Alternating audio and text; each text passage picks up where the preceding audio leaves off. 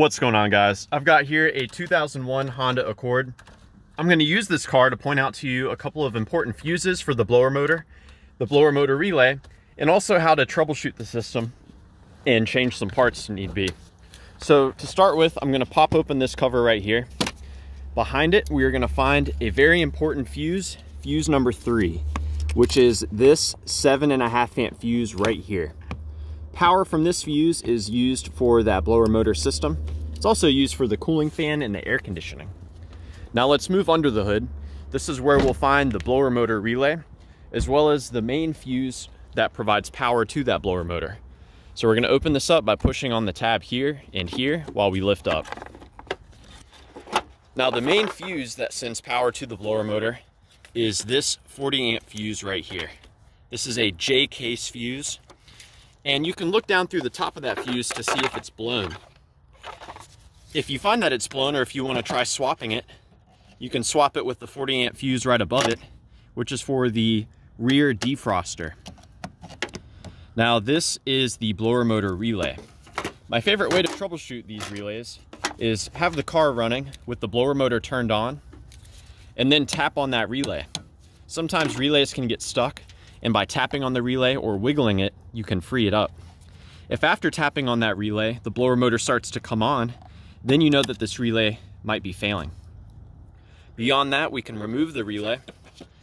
Taking a look inside of it, these 2 pins that I've painted with red, if you connect those 2 pins, you will be sending power directly to the blower motor, bypassing the relay. Now this relay is on whenever the car is on. And just because you're sending power to the blower motor, it doesn't mean that that blower motor is going to work, because the blower motor also needs to receive a ground. So let's take a quick look at the blower motor. I'll show you where you can find the blower motor resistor as well. So here's the blower motor. And again, just like that relay, a good troubleshooting step is to have the blower motor turned on and then tap on it pretty hard at the bottom. Sometimes the motor can get stuck or have a bad connection, and if you give it some firm hits, it can start spinning again. Now beyond that, we've got a connector here that goes to the blower motor. A great thing to do is grab the connector and wiggle it around and see if the blower motor starts working. There can be a bad connection there sometimes, and wiggling it can sometimes be enough to start it going up again.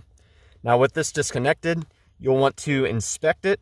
You see how nice and clean this connection is.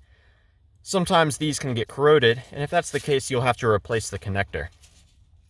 Now this wire receives power from that blower motor relay that I talked about, and it should be receiving power whenever the engine is running.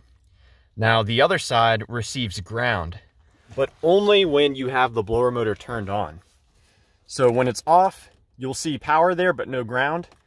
At any of the settings 1 through 4, you should see a ground coming in on this pin right here, which goes to the blue orange wire, or the blue brown wire there.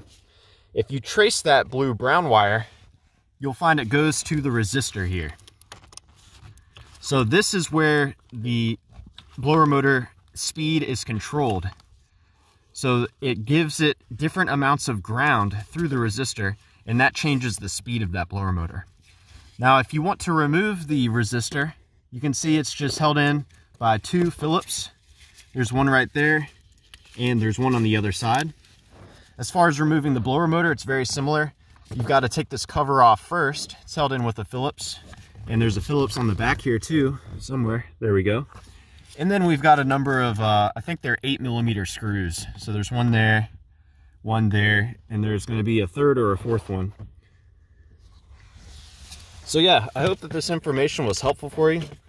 Please do let me know if you have any questions, or more importantly, if you've got any advice about troubleshooting the blower motor on your Honda Accord.